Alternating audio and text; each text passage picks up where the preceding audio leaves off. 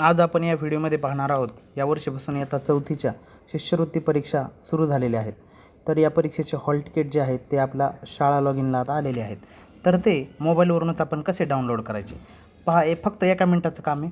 Chrome ब्राउझरमध्ये जा, ते open केल्यानंतर क्रोम ब्राउझरमध्ये या व्हिडिओच्या डिस्क्रिप्शनमध्ये मी तुम्हाला लिंक देतो, त्या लिंकवर तुम्ही डायरेक्ट टच करा, म्हणजे तुम्ही डायरेक्ट या वेबसाईटला येताल। पहा या ठिकाणी मी ती वेबसाईट तुम्हाला खाली दिलेली आहे डिस्क्रिप्शनमध्ये, त्याच्यावरती क्लिक करा। अशा प्रकारचं तुमच्या पुढे इंटरफेस ओपन होईल। ही वेबसाईट ओपन झाल्यानंतर इथं तुमच्या शाळेचा शाळेचा UDIS कोड आणि खाली जे तुम्ही जो शिष्यवृत्ती परीक्षा फॉर्म भरताना जो पासवर्ड क्रिएट केलेला आहे तो टाकायचा आहे। पहा या ठिकाणी मी असा पासवर्ड आणि UDIS कोड शाळेचा टाकलेला आहे।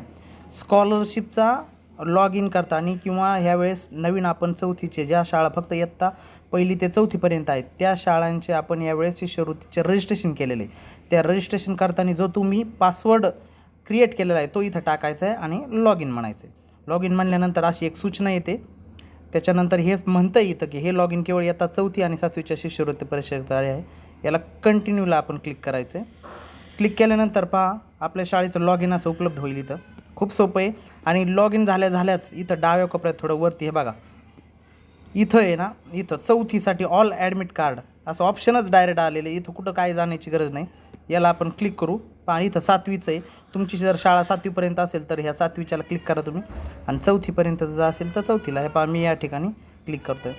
क्लिक केल्यानंतर डायरेक्ट हॉल तिकीट ओपन झाले बघा इथं। आणि विशेष म्हणजे एकाच PDF तुमचे जे सगळे हॉल तिकीट आहेत, प्रत्येकाचे वेगवेगळे लॉग इन करण्याची गरज नाही आणि पाहण्याची सुद्धा गरज नाही। एकाच ह्याच्या लॉग इनमध्ये सगळे क्लिकमध्ये सगळे हॉल तिकीट जे आहेत ते डाउनलोड या ठिकाणी आपल्याला दिसत आहेत। तर पहा इथं मग आपण काय करायचं आहे, ऑप्शनमध्ये जायचं आहे आणि याला शेअर या ठिकाणी आपण म्हणू। शेअर म्हटल्यानंतर प्रिंट या ऑप्शनला क्लिक करायचं आहे, म्हणजे ही जी पूर्ण PDF आहे ती आपली या ठिकाणी डाउनलोड होईल। पहा प्रिंट प्रिव्ह्यू आपल्याला असं दाखवतं आणि इथून आपण डायरेक्ट जे आहे हे पहा प्रत्येकाचा सेपरेट हॉल तिकीट या ठिकाणी प्रत्येक पेजवर सेपरेट आलेलं आहे, म्हणजे आपल्याला मुलांना हे प्रिंट मारून देणं पण सोपं जाईल।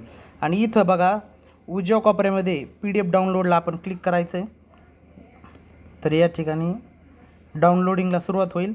आणि ही जी सगळे जे विद्यार्थी आहेत आपल्या वर्गातील, आपल्या इयत्ता 4थीच्या किंवा 7वीच्या वर्गातील जेवढे विद्यार्थी आपण शिष्यवृत्तीला बसवलेले आहेत तेवढे सगळे आपण या ठिकाणी एकाच क्लिकमध्ये त्यांचे हॉल तिकीट डाउनलोड करणार आहोत।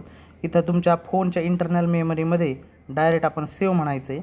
सेव्ह म्हणल्यानंतर आपली ह्या अशा प्रकारे हे हॉल तिकीट सेव्ह झालेले आहेत। मग आपण काय करायचं आहे, आपल्या फोनच्या इंटरनल मेमरीमध्ये जायचं आहे, इंटरनल मेमरी, आणि सगळ्यात शेवटी पहा हॉल तिकीट हे पहा इथं आलेलं आहे। हे बघा सगळ्यात शेवटी हॉल तिकीट आलेले आहे, ते या ठिकाणी आपण ओपन करणार आहोत। आणि मग तुम्ही कुठं पण जाऊन त्याची प्रिंट मारू शकता। ॲडमिट कार्ड विद्यार्थ्यांचे हॉल तिकीट डाउनलोड करण्यासाठी वेगळे कुठं काही जाण्याची आवश्यकता नाही। हे पहा सगळ्या विद्यार्थ्यांचे जे आहेत ते हॉल तिकीट इथं आलेले आहेत। हे पहा प्रत्येक विद्यार्थ्यांचे हॉल तिकीट इथं आलेले आहे। चला व्हिडिओ आवडला असेल तर लाईक करा आणि चॅनलला सबस्क्राईब